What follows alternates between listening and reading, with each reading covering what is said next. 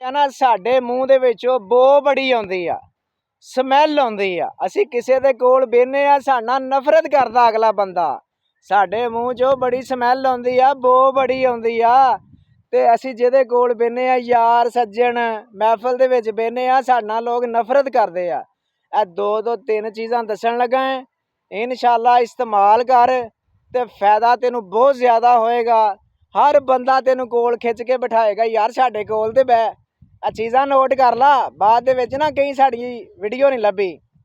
ਸੌਂਫ ਲੈ ਲੈਣੀ 1 ਚਮਚ, ਦਾਲਚੀਨੀ ਲੈ ਲੈਣੀ ਆ ਅੱਧਾ ਚਮਚ, ਤੇ 2 ਛੋਟੀਆਂ ਇਲਾਚੀਆਂ ਲੈ ਲਾ, ਤੇ 2 ਕੱਪ ਪਾਣੀ ਲੈ ਲਾ। 2 ਕੱਪ ਪਾਣੀ ਲੈ ਲਾ।